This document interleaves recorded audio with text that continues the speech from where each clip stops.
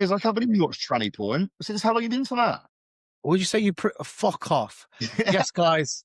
Yes, guys. Welcome back to the NJ Muscle Podcast.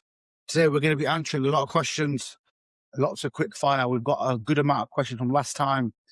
And what we'll do is we'll run through this time first.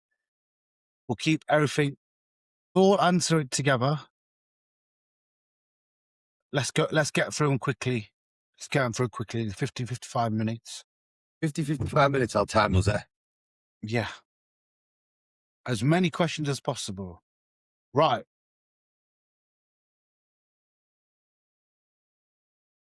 While Riz is thinking, I've got one. Do you keep peptides like Motzi in during peak week? I've been pulling them out in general just because they're an unknown. I've kept them in with one or two people. Doesn't seem to cause any issues. But Motzi I've kept in until a couple of days before show. The rest I've pulled out a week out just in case. I wouldn't pull anything because I think if the physique looks good, leave it as it is. That's something it took me a long time ago. I've got actual experience using them with anyone in peak week. What I'm saying is if you look good, then why change it? Agreed. Go on, let's do yours first, Silly. Do you feel we need to take a break or cycle our mitochondria peptides? I have answered this like 9 million times. We just don't know. Now, if something is tapping out or if something is speeding up processes that occur in your body, there is a potential argument that you may run into issues because you are over-exhausting these mechanisms that happen. Now, that is complete theory, but for me, seeing as there is no long-term data and we just don't know, I think it is foolish to stay on them all of the time. So I do feel that you should break from all of these peptides at some point. Now, you can be educated about it. So looking at how SS31 works and Motzi works, I'm now breaking from the Motzi and I'm running this SS31 because biologically, scientifically, that seems to make sense to me. I have broke from the methylene blue for 3 or 4 weeks at one point.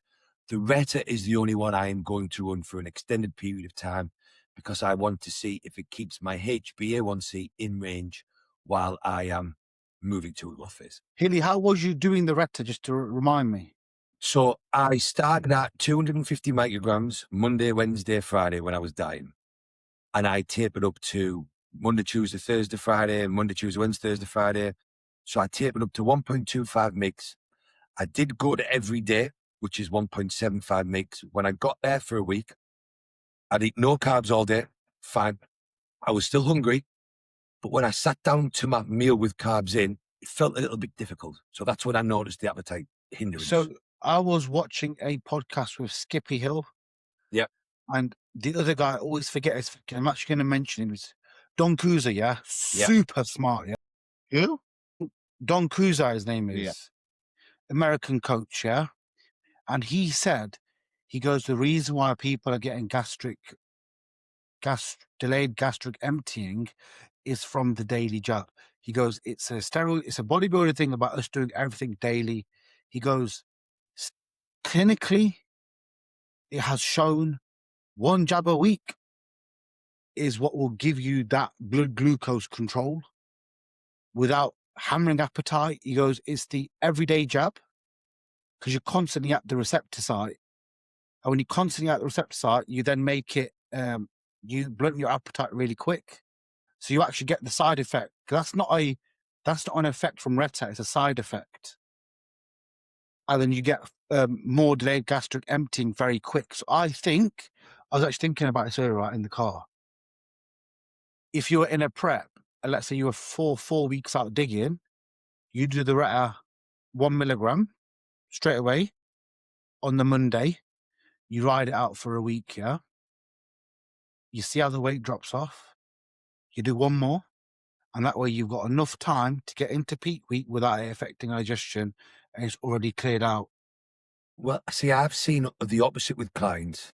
The clients that put it in a bigger dose as a one-off tend to notice more of an appetite suppressant and more of a slowing of their gastric transit.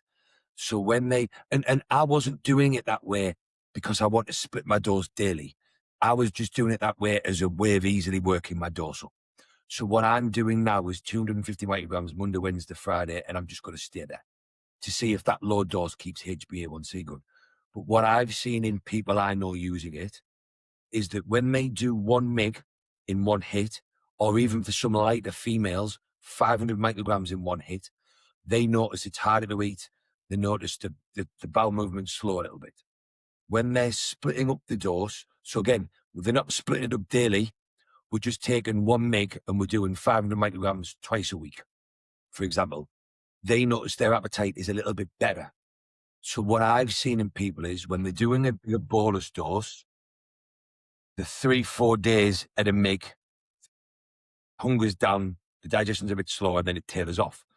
If they were doing, and I don't think anybody should do this, but if they were doing 2, 3, or 4 mg, that feeling is lasting all week. So I do agree, if you were splitting your dose up and doing it daily on purpose, it might do that. But I've seen, if I've got someone that's doing a MIG, if they split their dose up 500 and 500 or 250, 250, 250, 250, 4 days of the week, they seem to notice less of an impact on their gastric emptying and hunger than they do taking the 1 MIG all at once. The thing is, we just don't know. But we don't know. We don't know because we don't know what's the drugs. Also, some people will benefit from slow gastric emptying as well. That's the difficult because it's individual to each person. Some people obviously have a massive amount of bowel movements. Some people need. I have 4 shits a day. What I was just gonna say is, like what Dex says, there's though some people over excrete. Would the Retta be of benefit to slow that down? But then does their body just need to get rid of it that quick? You don't know. Yeah, but is it then if you put the Retta in and someone's body's used to excreting, it then sits in the colon and you then now create. That's what I mean. That's what I mean. If you shit 4 times a day, right, and that's because this is the thing with bowel movements. There isn't a norm per se. What this is, or from my understanding, there's a normal for you. So really, everybody should go once or twice a day. It should be at roughly the same time, yada, yada, yada. But everybody on the planet shouldn't do that. It's what's normal for you. If your body needs to go 3 or 4 times a day for whatever reason, and that's just normal for you, if you then take something that reduces it down to once a day, that might cause you fucking problems. And that's been my whole thing with Retta. I don't want to be taking enough where it changes my gastric transit down at all. It's already slow, yeah. Yeah, well, even if it wasn't though, what I'm trying to say is I wanted to find the dose that didn't affect my digestion, but that improved the other markers. So it improved my HbA1c. It looked like I got leaner, so I was getting some of the glucagon benefits. Because Fired's just done a podcast there with a guy who's a peptide expert. What he was saying was, yes, it makes sense, arguably, to run 1 mg year round. He feels that it really comes into its own at 4 mg. That's when the real glucagon benefit kicks in. But some people get it before that dose. And then you've got to sort of hamper this. Are you using it to drive fat loss in that way? Are you taking it to improve insulin sensitivity? Why are you using it? For me, I don't think anybody should be taking it to control their appetite, personally. That is a side effect. We've echoed that sentiment from day one, haven't we? We've always said to use the minimal effective dose to get the positive benefits for a bodybuilder. We're not fat bastards. Yeah, and again, when in a medical setting, you have got people that are clinically obese that just need to stop putting the hand to the mouth. So they're giving them a dose of the drug that stops them being a greedy cunt because they're diabetic, they're obese, they need to lose weight. I still think people should use the drug to learn to control their appetite and their hunger and benefit from the other sides. Now, that's not me saying, it's not me saying it's okay to use a drug for this, but not for that. If you're really suffering and that's something so like one of my clients, right, she has fucking lost so much weight and she's made so much impressive visual changes. The doctor literally said to her, you are one of only 2 people I've ever seen that have managed to reverse endometriosis issues. That's how well we've done, right? She has suffered, worked her ass off. The changes we've made it astronomical. But she said to me, I know you're probably going to say about the Retta, it's up to me. She went, I'm sticking to my diet, fine. She went, but all day I think about chocolate. She went from the moment I get up to the moment I go to bed. And she went, it's not because we're dieting. She went, my entire life, I am constantly thinking about chocolate and it sends me fucking insane. So I was like, do you know what it is then? That is a justification for using the drug, because that is what food noise actually is. It isn't because you walk past the fucking fish shop and you fancy a lot of fish and chips, right? And if you're trying to be That's better, if me. you're trying to better yourself, like, can you imagine how infuriating that would be? Like, it would say being a heroin addict or a cocaine addict. Joe, It when is, you it have is. to do social events because you know it's the trigger for you. It'd be the same thing. That would do my fucking head if I was Yeah.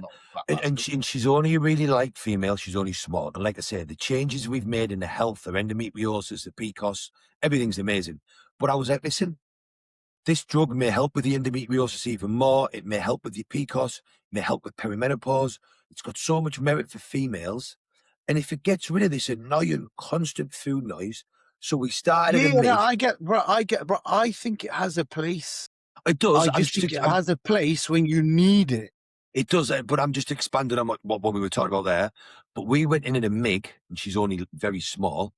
And within 2 weeks, she was like, I can't even eat my normal breakfast.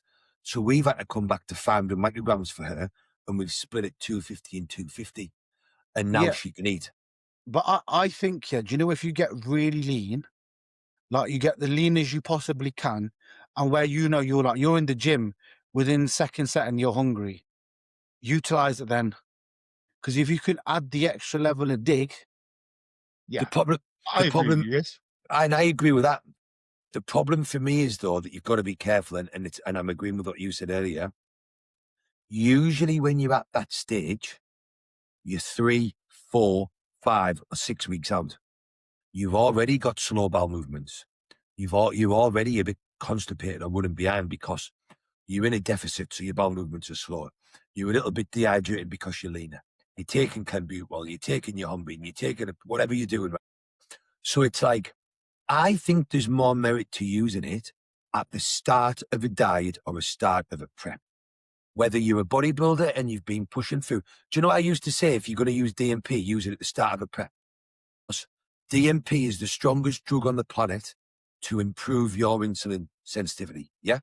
If you come out of a gaining phase, a growing phase, even though some people just do everything perfect, for everybody else, your body fat's higher, you've got a lot of weight to lose, right?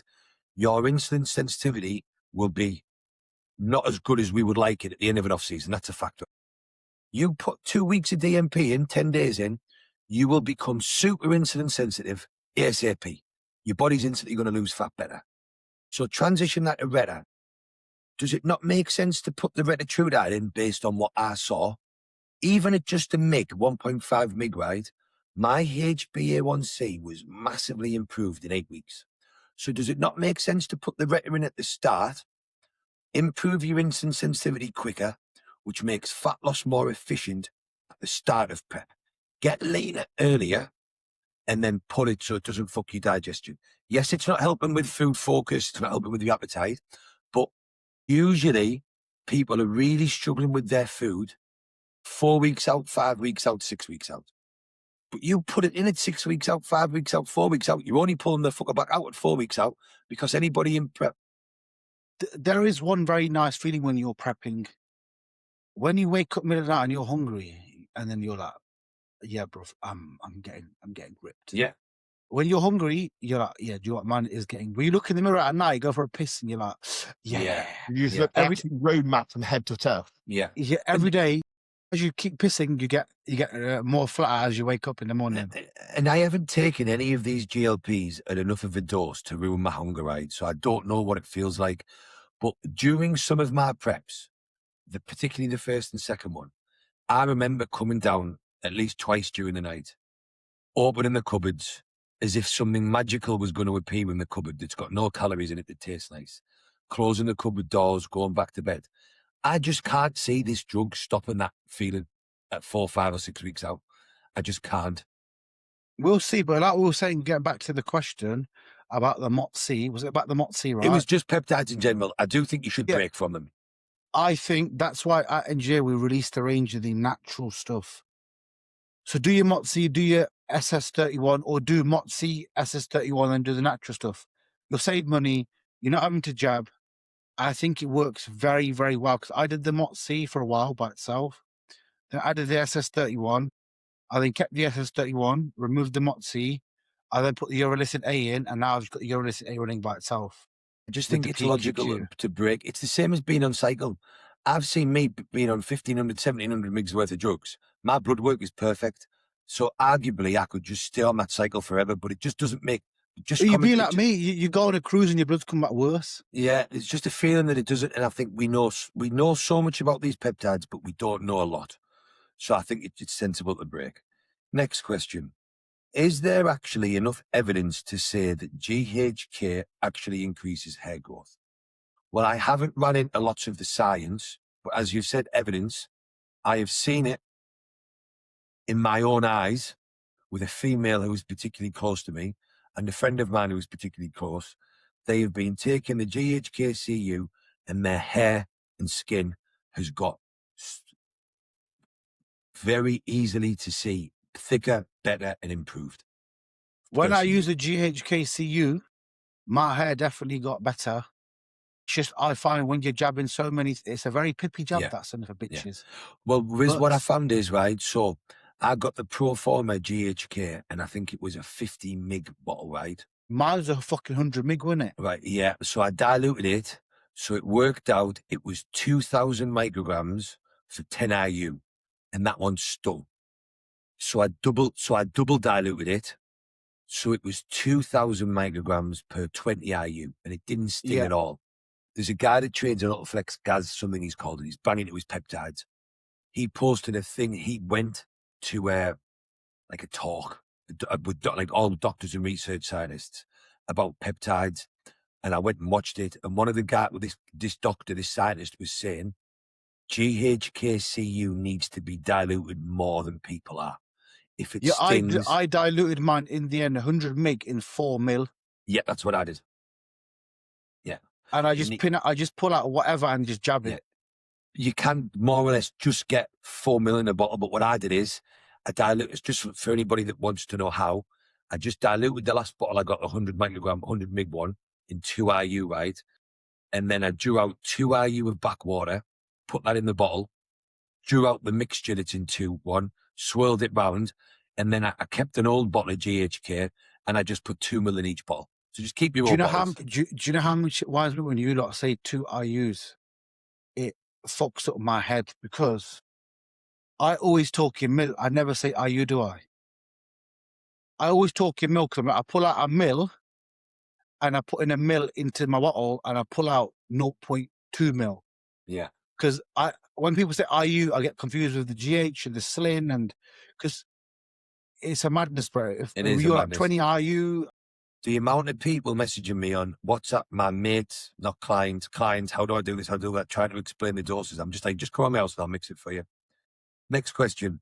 What's the max SLU dose you've done and what did you experience? So I've done 1,000 micrograms per day and I felt I had an energy boost and I felt on that dose I lost fat a bit quicker than I did on 500 micrograms. That's as high as I've been, though. 6,000 mcg. What? No, he's being serious. Yeah, I know. I'm not fucking joking. I know. How much was that for the injectable deck? 1 mil. A mil. Yeah, is that what you're taking right now? No, I'm not in the minute. There was none in stock, but I would normally run 0.5 in the morning before my walk and then 0.5 pre-workout. I have got the SLU caps, haven't I? Yeah. Yeah. I just, is it for me, I feel like he's a game changer. Like, I feel like it's one of the comments I just noticed, even from like a well-being standpoint, I feel energized.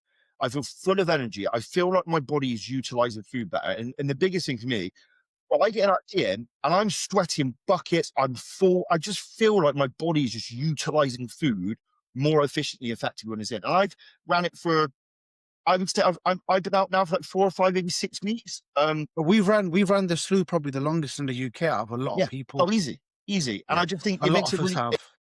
It took me a while to like, why don't I feel as good in the gym as I have done recently? And it took me ages to think about it. Then I realized I hadn't had the SLU in for a while. I've got 2 clients, a friend client and a friend and a client, and they both are like quite high level cyclists, and they both drastically notice a difference in their output ability during cycling sessions. And I'm talking like race cycling, sprints, endurance when they take an SLU. There is no doubt about it for me. It helps your body perform better and thus burn fat better. I'm running right now 1,000 mcg on wake fasted, yeah? What I'm going to do soon is when I check in with Hilly, I might up it to 2,000. 1,000 AM and 1,000 pre-gym. And we can see the difference with no other variables. I think it'll be a good time to test it. And if it does work, we'll be able to tell. I think a good spot, from what I've seen with people, is around that 1,000, 1,200 microgram mark daily. That for me is a good spot. I think 1,000 mcg is a very good dose.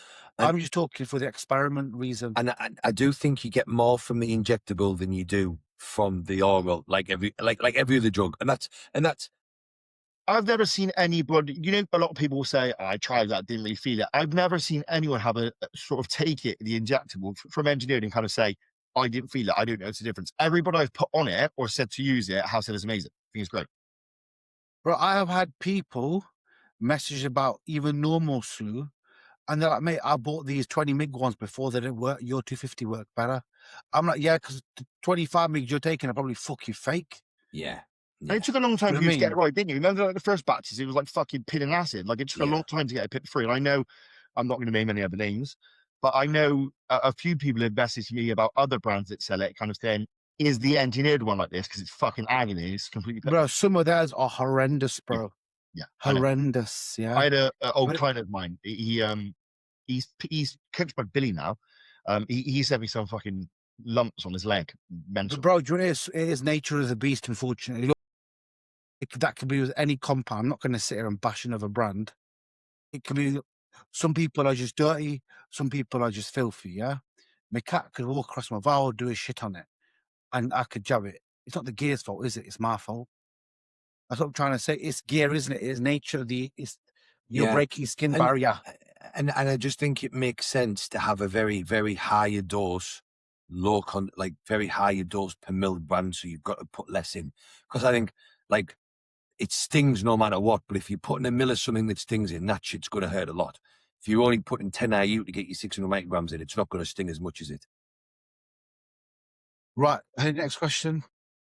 Next question. If digestion is okay, at what point in prep would you introduce Anavar and Winstrol and what dosages?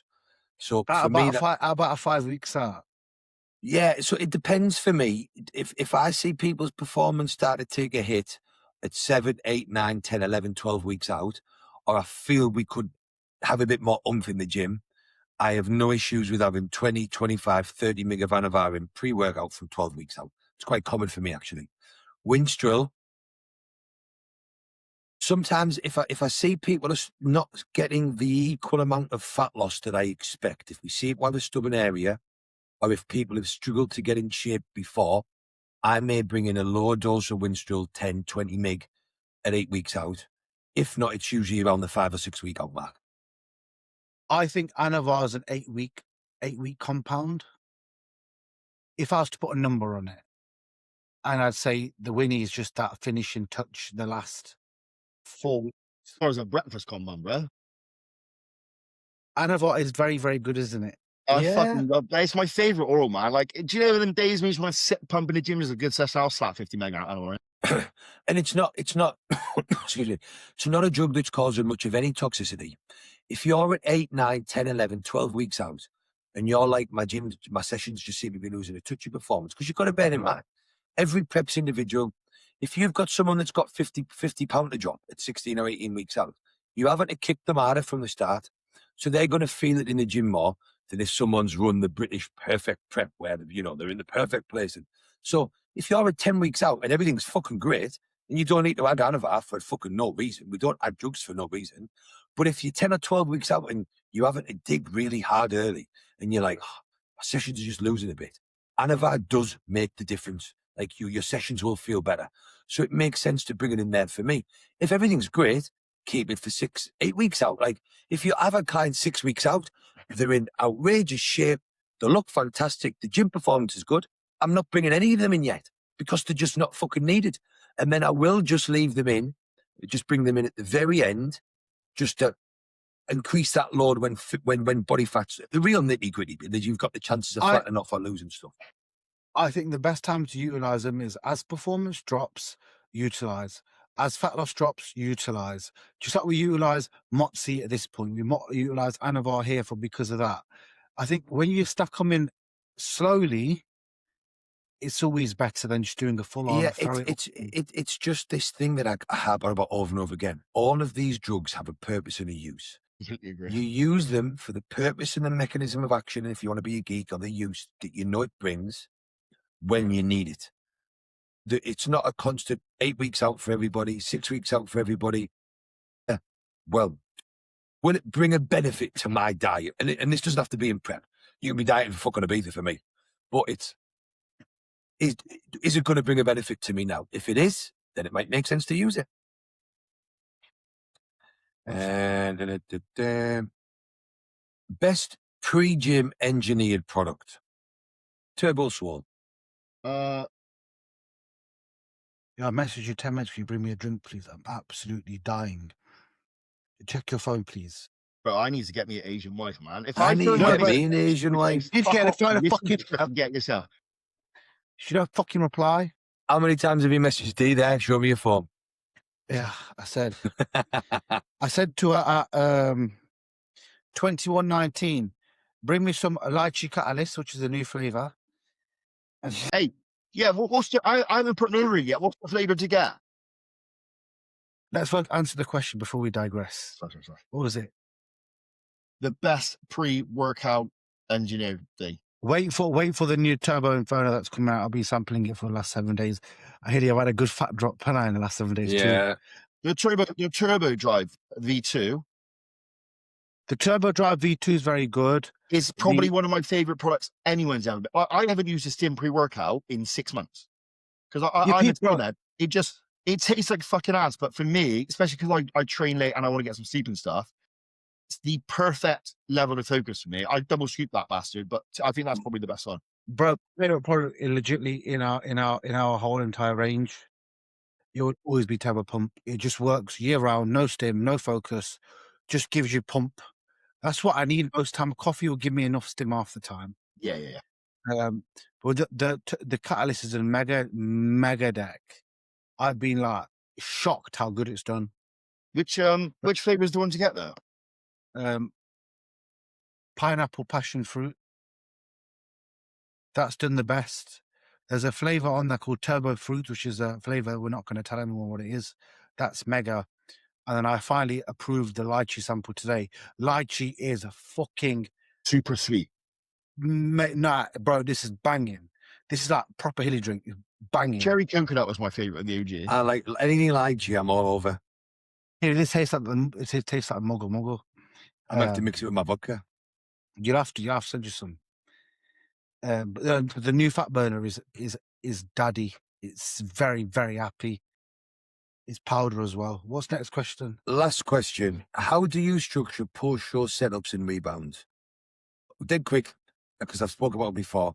I like clients to move to a higher volume training setup. I think that no matter what, you've battered your tendons, your joints, your fucking CNS, everything during prep, you tapered volume down, you're trying to keep your strength up. I don't think it makes sense to then have a progressive overload focus right out of a show or a diet phase. Also, doing more volume in the gym allows us to pick up food quicker because your output's better. I like people to stay lean, but I am not hyper focused on staying 3 pound over stage weight in the first week and 5 pound total over. I want your weight to come up as quickly as it can while staying as lean as we can, because I want you to message me within 2 weeks, like Hayden's just done. Hayden there, right? 2 weeks post winning the show. Hilly, I already feel mega in the gym. My strength's already back to where it fucking was. Like, with the turnaround, boom, done. He feels fresh. But Hilly, that lad that is a grafter, bro. He is a grafter. Hilly, a cheeseburger, I do 25,000 steps on site and building his shit. He is. But what for me, it's about getting you fresh as soon as possible, getting food up as soon as possible, because you can't grow without food. You can't be fresh without food. So it doesn't make sense to then be low volume, progressive overload. It's just a backwards thought. I like most people, not all, Most people that drop into a health phase and run a 6 or 8 week cruise for reasons I've explained before, unless you've got a short turnaround where you've only got 10 or 12 weeks and you go back into prep, or you've only got 5 months and then because of the next season, you've got to get in. In that instance, I might run a short 4-week rebound cycle, because if someone's got a really weak area, I'll be like, right, let's just run a 4-week rebound cycle. Let's hyper focus on this area we want to bring up. Let's see what we can do. Let's put some size on. Then we'll cruise, because then we're back into prep. So there's no real off-season focus. So then I'll do a little rebound. But apart from that, I like people off, fresh, doing volume. Deck. Exactly the same. Except from I like to. We've discussed this before a lot of times. Obviously, the main thing for me is obviously to get rid of hunger signaling. That's the main thing. Performance in the gym, but I often will push the drugs in that period of time. Obviously, being me, when they're super sensitive, because I just think from what we've all seen anecdotally with clients, like if you can get that period right, the ability to grow tissue in such a short period of time is fucking ludicrous. So I would always favor to increase drugs potentially, increase food as fast as possible where I can, drop hunger signaling. And again, like Kitty said, I always look to remove kind of any output around cardio. Just let the legs freshen up, all cardio out, all steps up, all steps out, and then I'll obviously increase volume in the gym. Do you know what, bro? I'm very different to you both. I think after what I did with Cuba, yeah, because I did a very slow reverse phase, yeah. You lot seen that I was still lean at like 50 weeks post, but I think that really worked because the body just kept growing. I kept cardio in, my CV was good, my sleep was good, output. I reckon if I could do that again with high volume training, it'd be perfect. Just to clarify, I'm not saying my opinion is right compared to yours. I think every person and application has a place with. It's who the shoes fit, isn't it? It's who it's I think it depends where you are in your career. What can you do? How much can you afford to do? How much can you sleep? How much is your life? How fucking strong are you? Like if you're someone who's squatting 300 kilos for fun, you need to manage that capability when you're very, very lean and super sensitive. And here's another one. So Justin Compton is a biggest fan of a rebound, doing what Dick just said. Do you know that Joe the Machine, Joe Palacio? Yeah. You know who he is? Yeah. Yeah. You seen how much tissue he's put on again lately? Yeah. And I watched the podcast with him. Justin Compton I know he does this with all his athletes. You run a 6 or 8 week rebound cycle. Your fucking carbs fly up. You focus on keeping you in shape, but he is rebound cycle because it is the time of growth. My thought pattern is, I don't taper people's drugs down, right? So you're on a hefty dose of gear, whatever it is, up until a week out from a show. So you're really still on cycle for 4 weeks anyway. Yeah. Right? Just in my experience over the last couple of years, and again, this is client dependent, for me, when I've ran a rebound cycle with AJ, he tried to keep me too lean. I only started feeling good in the gym at 6 weeks post-show, and I was training with one of my clients. I dropped into a health phase for 6 weeks, 7 weeks. We both stayed lean. Just as I was feeling good in the gym, I was moving to a cruise. So it felt like a real flat moment for me. I was like, oh, my sessions are only just back good, and now I'm going to a cycle. What have I wasted all these drugs for? Whereas my client, who I'm there in person with, he was like, fucking hell, Hilly, I'm nice and lean. My bloods are good. I'm watching him just about to blast off while I'm just about to fucking land. Yeah, it was a real psychological fuckery. You cannot deny, you cannot deny, Hilly, when you are in the rebound phase. I just make it very clear for a lot of people, you go into the rebound phase that your coach has set up, Hilly set up. You now do the rebound phase that Hilly and Deck have set up for you, example, and you go have big off plans. Brilliant. You're now fat as fuck. You've got to accept, if you want to do one, if you're going to do the rebound, you either take more food every day or you take less food every day and the off plan. You can't have both because you get very fat. Yeah. Well, and we're all saying the same thing. One of the things we've all learned the hard way is that getting fat quickly fucks you. Like and it's for me, there isn't a set point, because some people can gain 10 pounds the week after the show and look awesome. I'm not freaking out about that. I'm like sound. let's see if we can get another 2 pound on this week and look just as good. If we don't, then I'll be like, well, we need to ease off. I'm not micromanaging and going, all right, your body weight is 200 pound on stage, so we want 1% of that this week. Yeah, So yeah. at the end of the week, we want you at 202 pound. At the Yeah, end of that's all bollocks. If you look at Jogan, that motherfucker's big, yeah. Go watch his video on the podcast with Nathan Stiles and the Big Dog Cast, yeah. He went up, I think, 10 kilos because he was so under the weight. One of the guys who just turned pro and from Classic, he put 20 kilos on in a year, and he was peeled out of his fucking brains. And that's I because they're think sucking it's down so so much. person Just dependent. another tip though, and like Riz, I couldn't agree anymore with what Riz said about the cheat meals and stuff, because that is what's going to fuck you up like massively. I would highly suggest getting like a good balanced meal that you really enjoy that feels like a cheat meal in your plan permanently at that point. So like we discussed before, like I eat chips, chicken mince, and a bit of blue cheese or whatever every night. Like something, it could be 5% burgers or something that kind of fills that gap whilst you're titrating food up. Because you can't go from 1,800 calories to 5,000 calories. You need to do it obviously periodically. So getting that meal in that gives you a bit of satiation will really help. What I tend to do that I find works really well on rest days. So I'll usually pull training down to just 4 days a week. I'll keep food lower in the morning on rest days, and then I'll give clients a macro meal. So I'm like, right, you've got 800 calories or you've got 1,000 calories. You've got to eat 60 grams of protein. Outside of that, make yourself a meal that you crave and that can be whatever you want. So we're still constrained in terms of we've got these limitations, but 3 times in the week, you can make a burger and chips, you can make a sourdough pizza, you can make 2 little pizzas, you can do spaghetti bolognese and garlic bread. And that way, you're not feeling restricted. It's fucking class because, you've got more food on training days, on rest days, you fast for a couple of hours, you keep your meals till later on, you do whatever because you're only on 5 meals instead of 6. But for meal 5, you can make whatever you want, get creative. So there should be no excuses to be binging on shit. I think one thing that worked very, very good for my clients last year was everyone nailed Rebounds, yeah? I went, lads, just tell me what you want to eat. Every single, I've only got 4 competitive clients. I can do this. I went, lads, you do for me what you want to eat and what we're going to stick to. And if you know you're going to fucking fuck up, tell me now. Just be man to man. I will just say that there's nobody else stick to it.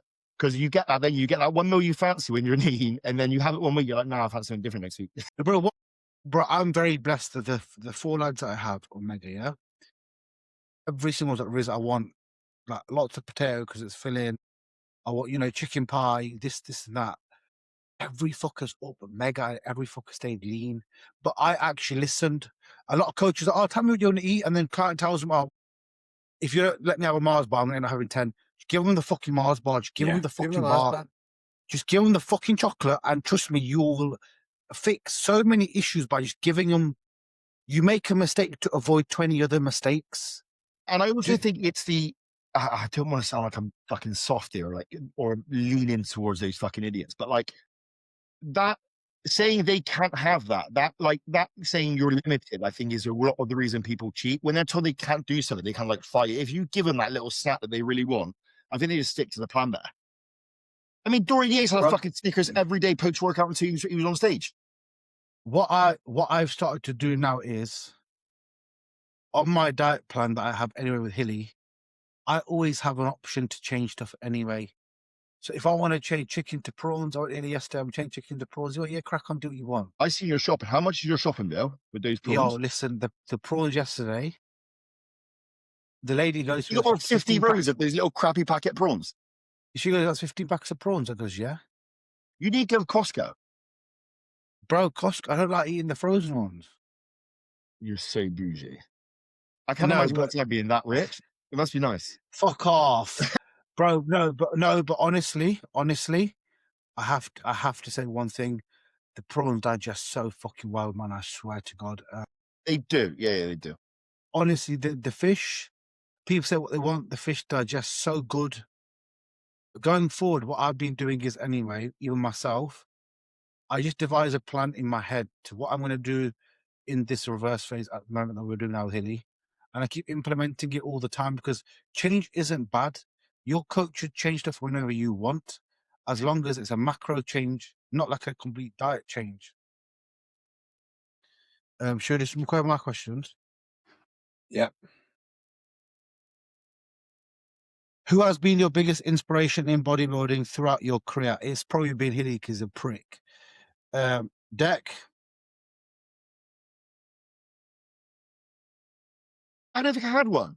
I love bodybuilding. There's two physiques I love. But nobody inspired me. Like, I'm going to go to the gym and wank over bodybuilders. That was one of my jobs. I suppose no you one boys did that. do. Like, I feel like you boys do to a degree in the sense of it was like always kept as fun for us. It was like a hobby and we just enjoyed it. Does that make sense? But nobody was like, oh, I look at that guy and I'll be like that guy. I'm just not that sort of person. Yeah, I'm not either. There's nobody that's inspired me to bodybuild. There's people that I could say have been the biggest person to learn from. Or influenced, maybe? Yeah, influenced, but not inspiration. Even like Jordan Peters, like back in like my young, like I would have wanked him off. Like he was someone like I was fascinated by just from what he did in the gym and the drugs and that sort of stuff. And like for me, so like inspiration or someone I've taken a lot from would be someone like Dante Trudell.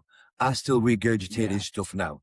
Scott Stevenson, I regurgitate, but I never took inspiration from them. I haven't tried to be like them. No, you just have them on a pedestal.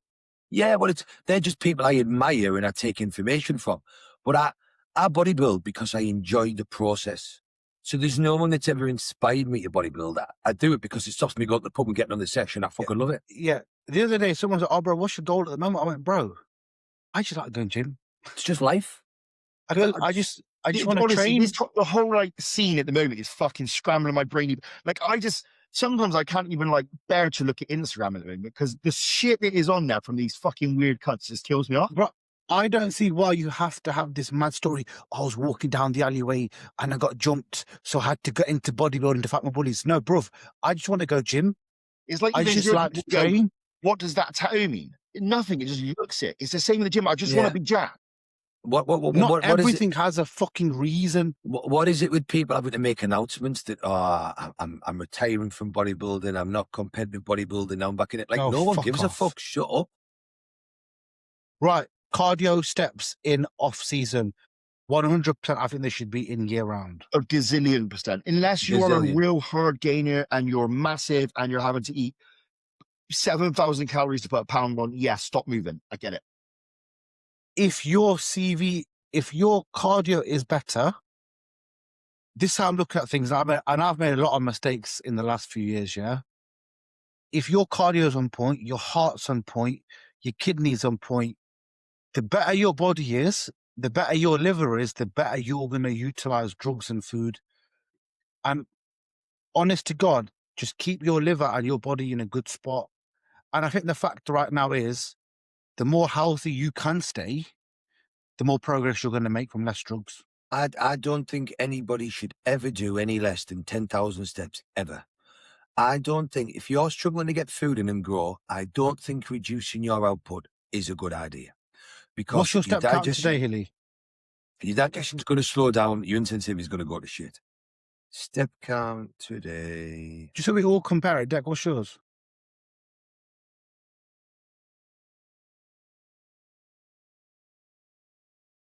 Currently 10,055.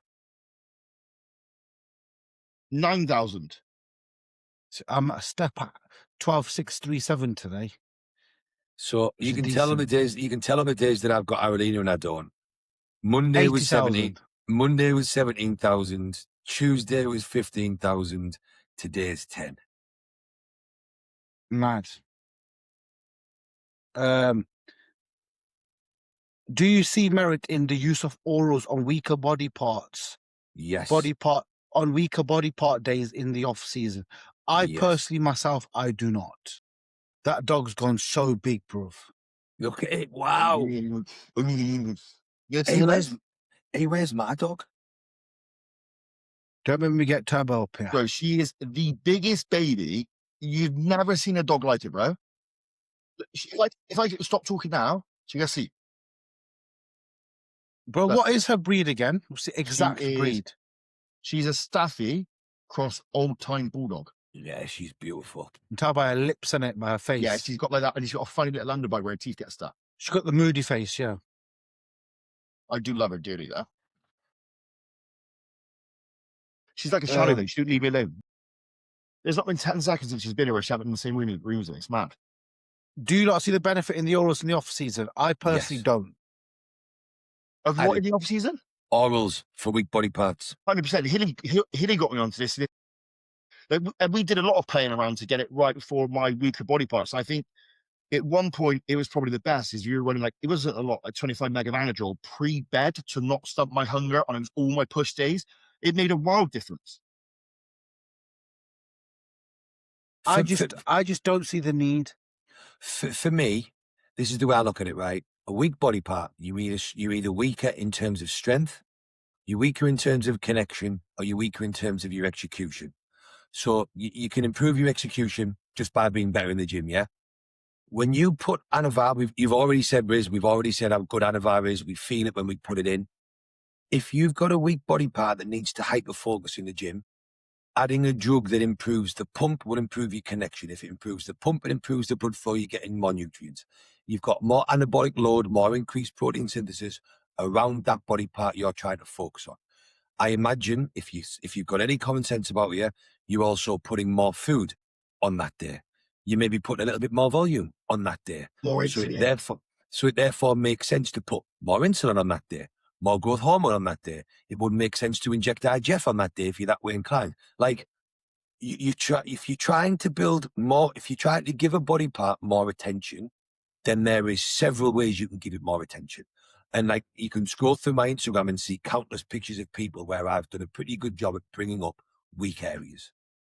And that is because we've hyper-focused food, volume, focus on execution, focus on getting more nutrients in, increasing blood flow. And yes, that you could have a counter argument of, well, just do that for every body part. But doing it for every body part will run you into problems sharpish. So for me, my only issue is off-season we're pushing food. Even if something can cause digestion issue, even if you're doing it once a week, we know when you do it a lot, it causes digestion issue when you stack it. In my opinion, I'm like, well, I don't want to use it then. But That's how I'm inclined. Yeah, and that's a very logical opinion. And like I say, I've tried where I've put something in with a client just twice a week and it's skewed their digestion. So for them, it's a bad idea. But if it doesn't, and again, it doesn't need to be an oral. It could be IGF, it could be more growth hormone, it could be more insulin. But I just think if you're prioritizing your training, right, to give a body part more attention, why the fuck would you not prioritize your nutrients, your nutrition, and give it more food? You would, wouldn't you? So if you're giving it more food and you're giving it more volume, why the fuck wouldn't you give it more anabolic support? And why the fuck wouldn't you give it more nutrient partitioning? Like, Everyone said the logical path. To build the off season, and that's obviously the time you're going to utilize. Yeah, and I get. My cycles are not designed around right at phase. I put everything in phases. Phase 1, that anabolic load. Phase 2, that anabolic load. Phase 3, we now increase the load because we use an oral. That's not the idea. I don't agree with that. So I agree with everybody's thought pattern of, I don't like the idea of using an oral every day to increase overall load because that will drastically increase stress on the liver. It will impact recovery. It will impact appetite. But I think through the whole 16-week cycle or through 8 weeks of it or 10 weeks of it, if you can have a slight spike of something that is fucking prioritized where you want it to be and it doesn't impact your digestion, then it just seems logical to me, personally.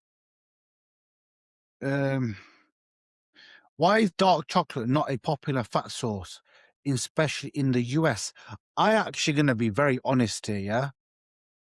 Dark chocolate is not the best fat source. It's not popular fat source. Every fucking country. I was just going to say it's popular as fuck, to be fair. Says there, why is dark chocolate not a popular fat source? But it is popular. Every fucker uses dark chocolate. And I agree with you, Rick. It's the most especially in the US. Probably because they understand it's not the best fat source. Bro, number one, why this is actually, number one, in America, they already fucked their food's so fucked, yeah? They can real talk, bro. Go look at the food standards there, they're shit. They can barely get real chocolate anyway, Hilly. That's what I'm saying, it's probably dairy milk. We get the 100% Montezuma in Asda, that's like 100% dark chocolate, yeah? But I still think dark chocolate itself is really tasty, but I don't think it is on the level of mac oil, primrose oil, fucking omega-3s, krill Well, oil. It's not on the nut level of coconut oil. butters are the same. Nut butters and dark chocolate, they're an okay fat source. Overrated. It's better than eating fucking, I don't know. Yeah. Dog shit, skippy Yeah, bar. right. It's better, right? And it has the advantage that it comes with fiber. So if you need a fat source, it slows the digestion of, say, your cream of rice down. If you need some fat and fiber, then okay, it's a decent use. If it enhances the flavor of the meal and you enjoy it, then okay. But make no mistake, exactly like Wizard just said, you are better off using a macadamia oil and avocado oil and olive oil. Like, those are far outweigh in terms of fat quality, in terms of fat content and nutrition. And like people will say, dark chocolate's got antioxidants in. There isn't that much antioxidants coming in from fucking 20 mg of dark chocolate, you best believe it. And don't get me wrong, I put them in meal plans because I know clients enjoy them. It's nice to have food variety.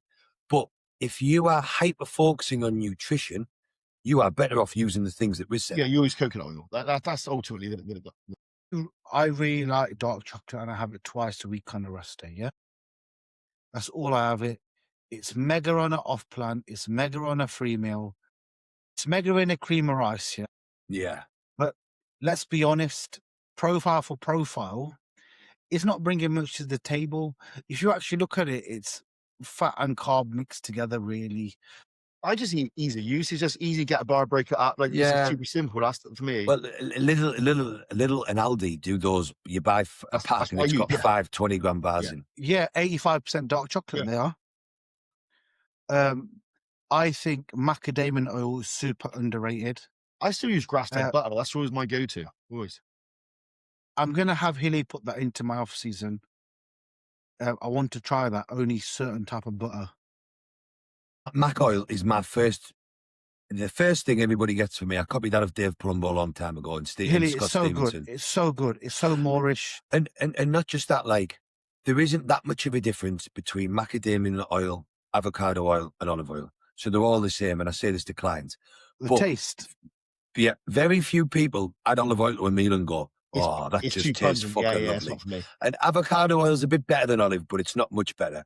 You add some macadamia, and people don't understand until they've bought it and used it. You put macadamia oil on your chicken and rice or your beef and rice, it smells better, it tastes better. Coconut oil as well. Coconut oil and macadamia oil, fucking lit for your meals. If you are going to have your meal cold, they use the mac oil because it doesn't solidify. Yeah, it does. Because meantime, before the coconut oil has almost gone that hard in my meal. Yeah. And if you're in the off season and you try to get loads of food in, adding nut butters, like, I really like cashew butter with my chicken and rice. Like, oh, that shit is fucking gorgeous.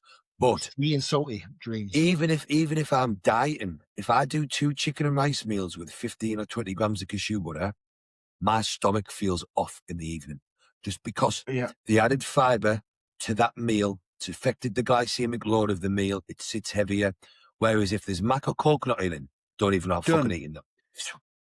My favorite meal at the moment is rice, prawns, coconut oil, honey, raisins. That for me goes down an absolute treat. That's mega. Nice. Vaping in bodybuilding. Listen, bro, people do what they want, yeah?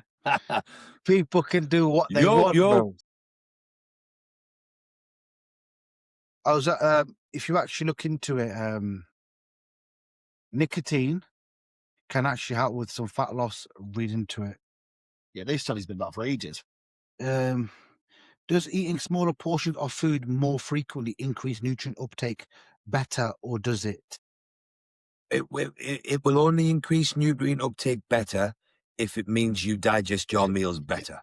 Everything is about digestion. If you can get 5 to 6 meals in that hit MPS max, hit MPS max, hit MPS, it will be very, very beneficial. I have thought in my head before, is it possible to do 8 or 9 feeds? But I don't think it's worth it. I think it's too time consuming unless you start doing liquid meals, which would make sense to cut the volume of food down. The only way it works, and I'll put hilly bites ready, yeah?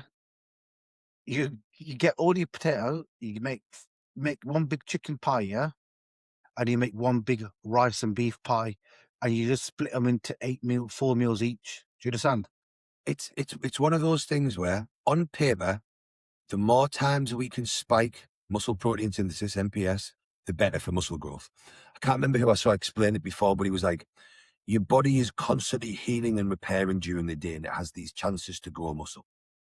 If muscle protein synthesis is spiked and high, you will, like you've got like, what's the block that you've got to put the match up all the colours? A Rubik's Cube, right?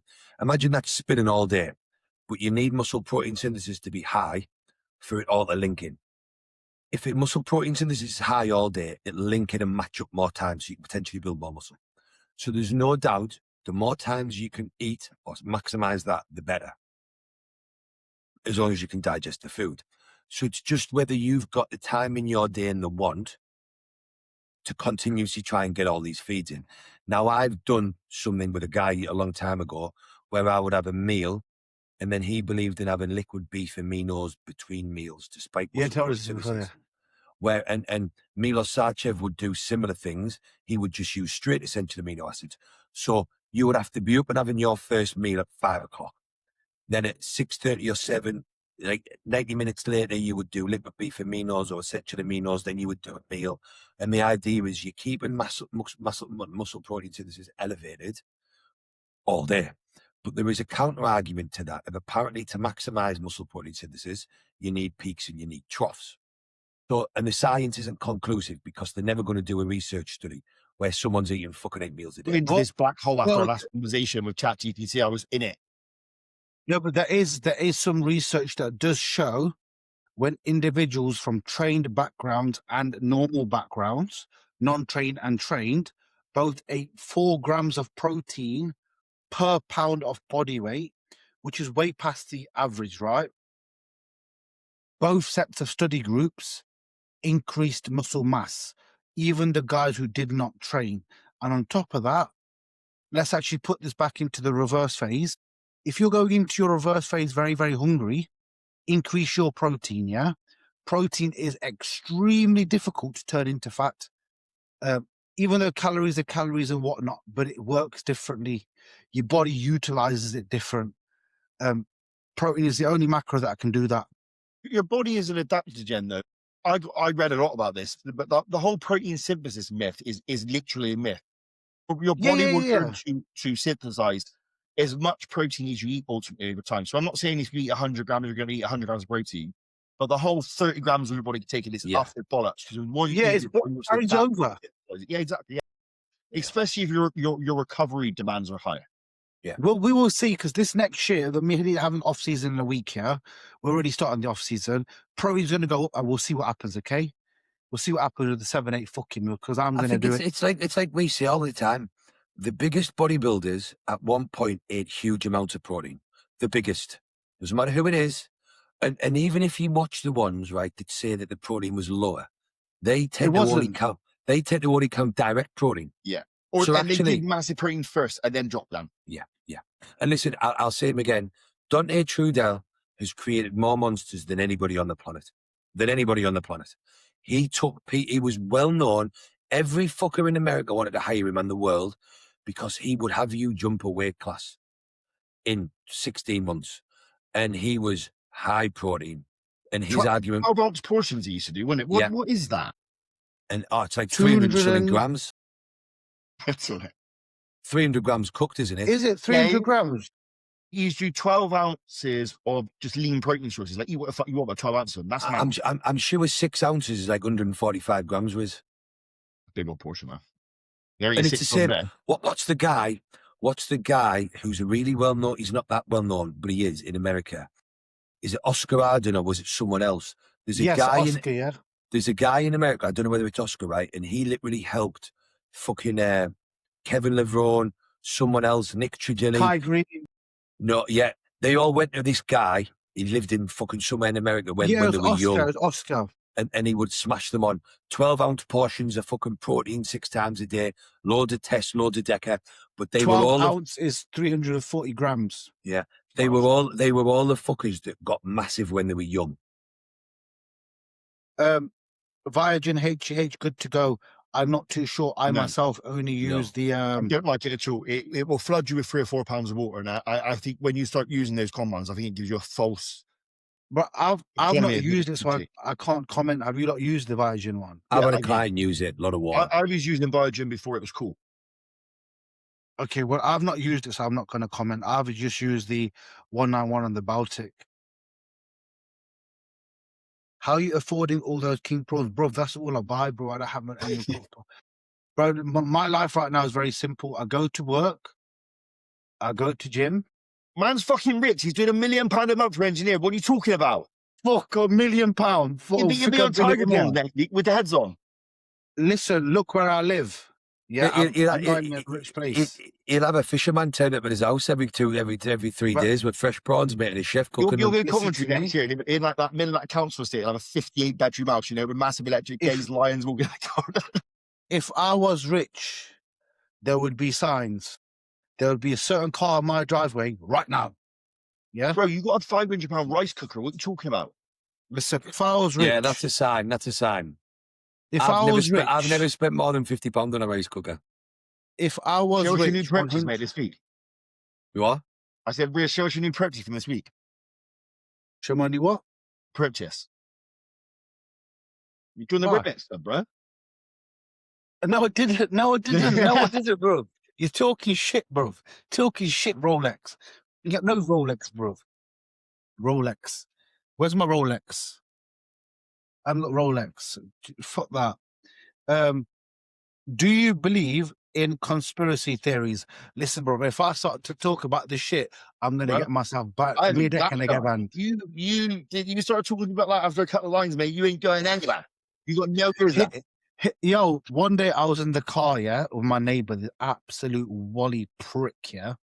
He was like, yes, mate, you don't need to the hospital, hurt my knee. I went, all right, come on then. He goes, no, I'm going to drive. I went, huh? You're going to drive when you've hurt your knee? I went, fuck it, man. Just go with him, yeah? The whole fucking way. Oh, my God, man, yeah? You know, for 5 years, I've been thinking about, why does he not use his front door?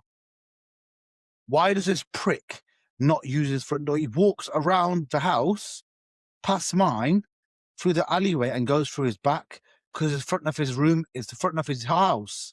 His front fucking room is a bunker where he's got rations, the prick. Nice. And I thought to myself, no wonder the man's missus left him. He's a fucking loser. Hey, that's just against the crackhead takeover up there. You've got guns in the chest, apocalypse. He's a fucking idiot, mate. What a fucking plonker. Open-ended, but is there a specific area of education? Is there a specific area of education you recommend for people wanting to learn, I'm assuming? Podcast, man. Like, I mean, like, when people really understand stuff, they have the ability to articulate it. So dumb people can understand it. Like, Hilly's really good at this. Hilly's really good at spinning the science side of it for retards like me. And I think that when you watch podcasts of people who genuinely understand things, not pretend about to understand things, all of the information becomes very easy to understand. Then you can go off and research on your own. Yeah. You need to find an area that you're very, very interested in. I normally do it in sections. At the moment, I'm looking through all the molecules. Then I'll go through a digestion thing. And then I have a note section on my Apple Notes that connects to all of my PCs, yeah? So when I make a note in there, I'm like, oh yeah, gut vegetables, yeah? I go through these weird phases and I listen to all the podcasts. Yeah, I know all about them. And I make all the notes, and I make one about drugs, and then I make one about this. But the JP forum, mega. Joe Jeffrey's forum, fucking sick, yeah? Bare underrated. And John Jewett's YouTube would be my go-tos. Yeah, I would agree. The Train by JP forum's great. From what I understand, John Jewett's J3 University is very good. But I think the number one thing to do learning-wise here is work with coaches. I work with a fair few coaches. I actually had someone comment on Hamish's comment of the day, Haley, of mine, saying, Riz is a Riz is a coach for, he'll just leave really soon as well. Where I was going to comment, listen, I'll do what the fuck I want. Yeah. Who's that? Oh, she's I got was a up, pink but collar as well. My dog's got a pink collar. Yeah. I do what I want when I want. What fucking, I'm not explaining myself to no one. Well, who You commented fucking that? Was volley. that on your, was that on YouTube? Pretty much commented, keep doing what Hilly's doing. And someone commented, Riz is a whore, he changes when he's want. And I replied back saying, Send location. We'll go find him. bro, I'll do what I want when I want. And I go, his family's probably right, probably will leave soon. Do you know what I mean? Fuck it, I don't care. He'll torture me with all his vegetable research and shit and then move on after I've answered it all. Bro, at the end of the day, we're all boys. I'll go to wherever I need to go to. And every time I've come back, I've made more progress. You can't learn. I would not have learned all this shit if I'd not gone. Because I had to go out of my comfort zone. We bullied you the most about Cuba, but I was working with Hilly. I was working with Hilly where Hilly was a no one. You needed it at the time, and it kind of leveled you out a little bit, and it showed you that you can do it if you fucking concentrate. So it's just I had sometimes you have to go to everyone and realize that you are the problem. Do you understand? Yeah, and you learn. And what people don't understand is, and I think this is partly some coaches' fault. Coaches get butthurt when clients leave, and sometimes it's because the clients leave in the wrong way. But in general, everybody works with different people, and then sometimes they're like, "Do you know what it is? I've learned that. I bettered myself for that, but now I know I'll be better where I was." And it's just this ever-evolving process. The fact of the matter is, hiring a coach is no different to fucking having a gym membership or something else. It's all business. And if coaches get butthurt by it, it's fucking a weakness on their behalf. Listen, at the end of the day, sometimes I go to Morrison's to get my prawns. Exactly. Sometimes I go to Sainsbury's. Sometimes Aldi's do them cheap. I'm like, yo, D, for that, I'll go to Aldi's and get 20 packs from there. What is the highest dose of SLU you've ever used? I've only used 1,000 mcg, but like I said, we will use a 2,000 mcg and see what it does.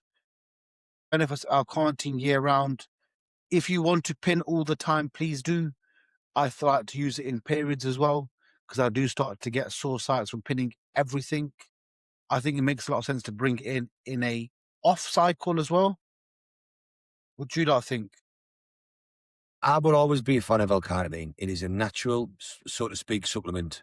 It will improve your HDL and your LDL. There is no doubt pinning it before training gives you more energy in the gym, particularly if you were in a calorie-restricted period. So it does make more sense to me to use it when you are dieting, when food is lower. If you are a performance athlete, it seems to improve your endurance in the gym. It helps fat loss. There's just no doubt about it. And yes, it is not a drug in the sense of using something like clenbuterol for fat loss, using something like Anavar pre-workout. You can't look at it like that. But if you are someone who is natural, someone that runs only certain compounds, restricted amounts, it is a great way of enhancing your physique, your performance, while improving your health. That just gives it a lot of merit for me. And I'll always say that. The only downside is you've got to inject it, which is a ball ache. But again, for someone that is like, I only use TRT, I'm trying to maximize performance, I only use this or that, or I'm natural, it has so much scope and so much use. Right, I got some basic questions. What dose would you run PQQ, urolithin A, and bilberry? Bilberry is for your eye. I'd only use one capsule a day. There's 120 capsules in there. They will last you 4 months. Am I right? That's at a very high dosage as well. I'll actually send some for your mum, Hilly. Is it because it's for eyes, isn't it? Let me get this done. Yeah, for your eye health. PQQ, I would all run at 20 milligrams a day. Urolithin A at 500 milligrams or 1,000 a day. And the bilberry, like I've already said. Do you see your brand going mainstream or staying within the fitness industry? We will only stay within the bodybuilding industry. Me and Dee have spoke about this multiple times. And to be honest with you, logo-wise, we smash everyone's brand to bits. We're the only brand who probably can go bigger than everyone because of the brand strength. Yeah, it's brand strength, obviously the span of the industry that you have, what you cover. Yeah, we could go very far because engineered muscle is not engineered by Riz. It's a brand. Bro, you do a protein, you've completed the UK. Everything will happen in its time. If we was to, not to blow my own dick here, if we was to get bought out by another big brand compared to any other UK brand, we would do the most amount of smoke because the brand is very marketable. The logo is very strong. You don't even have to have engineered muscle on there. You just, from the packaging. The brand recognition is, I completely agree. Yeah. The brand recognition is like, it's become like when you see Lacoste, you just know what it is. You know what to expect. Bro, you're so Indian. How with all the brands you pick Lacoste, that is wild. That is Indian, Lacoste, bro. That is Indian uncles wearing Lacoste, bro. Really good question now. Thoughts on politics still going on in bodybuilding? Now, I'll explain to you what he means because I actually went to him and explained to what you mean. He goes, so many restrictions with speaking openly about other federations. So if you're like a PCA, this is not a PCA dig, by the way. Just me giving an example. If you're a PCA athlete, you shouldn't talk about two bros. If you're a two bros athlete, you shouldn't talk about the PCA. If you're a two bros athlete, you shouldn't talk about FitX. Because I'm seeing this happen a lot on a lot of different podcasts where certain pros are not allowed to represent or go to other bodybuilding shows. Do you know what I mean? Like IPB pros shouldn't be seen in a PCA show, even if they've got clients in there. I think it's a bit silly. I think it should be all about the bodybuilding myself. I think it just speaks volume about the state of the industry at the moment. Like Matt McCullough put a really good reel up earlier. It just ain't that deep. It ain't that serious. I think it's completely unnecessary. Do you know what always baffles me? In Boxing Deck, you get the 5 different bouts here. And they're all different, like, what you call it? What's the name? But they have the same politics though, Riz. It's all money. It's all, can you fight this one? If you can't fight this, we'll take the belt away from you, give it to somebody else. But what I'm saying, Deck, what I'm saying is, but you can unify them, can't you? Yeah, absolutely. Yeah, 100%. But you can't do that in bodybuilding. You can't do that with peace. And there is like an element of piss take. No, not a piss take. So like we understand that obviously two bros NPC is the only pathway to the Olympia. And a byproduct of that, it has to be the elite because it's the highest level of bodybuilding, most prestigious. Now, would it be defined as a piss take for someone who cleans up at NPC shows as a pro to then take a bit of money from a PCA show? That's where it gets difficult. No, but what I'm saying is, let's say hypothetically, Hilly's a two bros pro. Hilly's coaching me and you to do a PCA. Why should he not be able to go to the PCA show, be seen there and take pictures? Yeah, that's pathetic. Because a lot of IFBB pros are not. If you actually go there to a show, they quickly hide from the camera, or they don't take a picture with their clients, or they don't post it with the PCA medal on because of politics. I think it's one of those things where, for me, it doesn't make any sense. But I also understand the legality of the mindset of looking after your business. If people are a part of your business and a part of your brand, then you should stay loyal to that. And again, even just saying it out loud, it sounds stupid. Just because a pro is at a PCA show doesn't matter fucking neither here nor there. But I don't know whether that's the case, me. I know that there's been issues if a PCA, if an IFBB pro does a talk affiliated with another one or does an expo and stuff. And I can see that. Listen, you don't go and support other federations. You are to be loyal to our federation. You don't. Yeah, go, I get that. I get that. But if and I haven't heard of this, but if someone's getting told off because they're an IFBB pro and they're at a PCA show, it sounds a bit silly to me personally. But I can understand it from a brand perspective.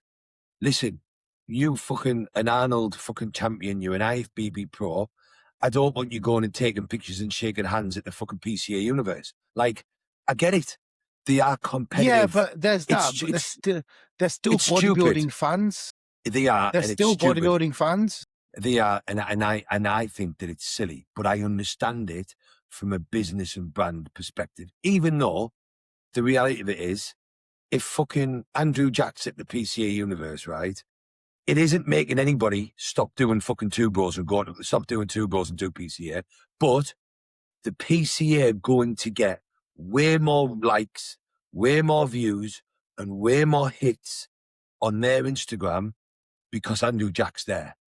And Do you know what it is, arguably, really? Do you know what? No offense with any of the federations, but I know the Two Bros is the best, and I openly admit that their lineups is stacked. Yeah, but you cannot deny, as a bodybuilding fan, as just someone who just likes bodybuilding, how fucking good PCA shows are.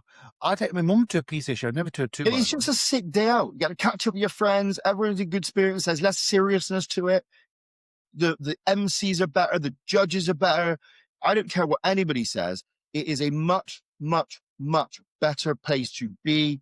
It's a better event. Any Two Bro show. If you go to a Two Bro show, it's always like, it's a fucking like a library when you're in there sometimes. But counter that from an athlete's perspective, you speak to any male bodybuilder, they are happier at a Two Bros show than a PCA show. Because at a Two Bros show, Two Bros understand they're on first. They're prioritized. They're not making them sit all day like a lemon waiting. Where if I've got a client that's doing both, they're like, fucking hell, how good's Two Bros? They'll be done by 12 o'clock. You're at the PCA show, your ass can be sat there at 6 o'clock. Now I fully agree, 100%. If you were there for the day, the enjoyment, PCA shows are fantastic. There's more people there. It's a social setting. It's nice to have your family there. It's your hobby. It's your day out. There's more in the crowd. There's more there. It's a better experience. But this is the difference between the federations, in my opinion. You should be doing Two Bros if you're in the business of bodybuilding and you want to be an IFBB pro, which means that you're going to make money from it. You're in the business of bodybuilding because you love bodybuilding.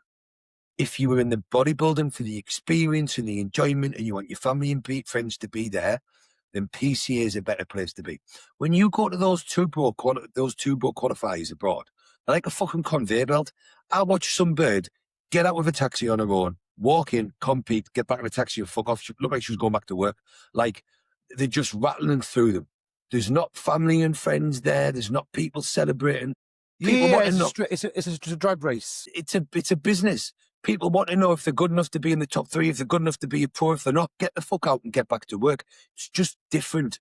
But I think the PCA would be better if everyone didn't pose.